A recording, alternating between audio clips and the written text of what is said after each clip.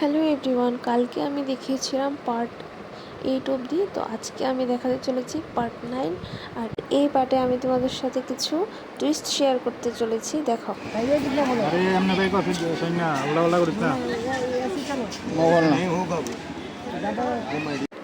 তো শুনতে পেলে আমার হাজব্যান্ড কি বললো, উল্টাপাল্টা না করতে। উল্টাপাল্টা বলতে এই যে এখানে ওরা হয়েছিল স্ক্যামের শিকার। এই যে কান থেকে বের করছিল হচ্ছে ময়লা। আর এরা এত বড় স্ক্যাম করেছে যে এরা হচ্ছে হাতের মধ্যে আচার নিয়ে তারপর হচ্ছে কানে আগে প্রথমে ঢোকায়, তারপর হচ্ছে এগুলোকে বের করে দেয়।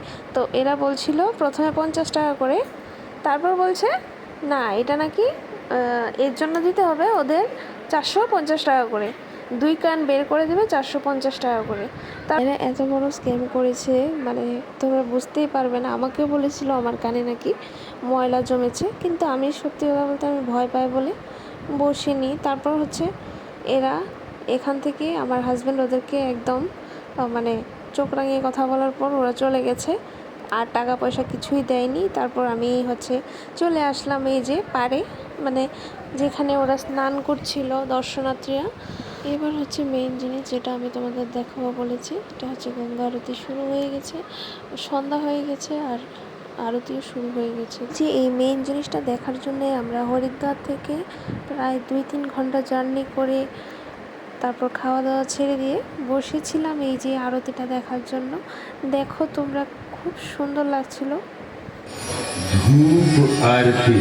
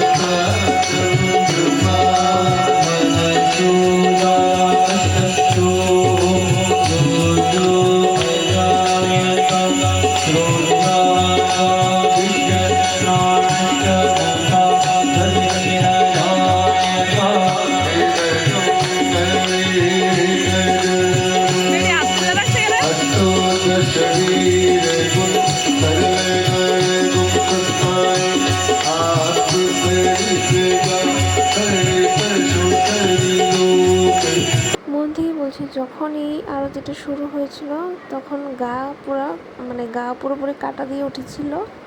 জানি না কেন মনটা খুব শান্ত হয়ে গেছিলো। আর এই জিনিসটা সচরাচর আমি ভাবিনি কোনো দিন দেখতে পাবো, মোবাইলেই দেখতাম আর এখন সরাসরি দেখতে পেলাম। এটা ছিল ঋষিকেশের গঙ্গা আরতি। তো চলো আজকের জন্য এইটুকুই।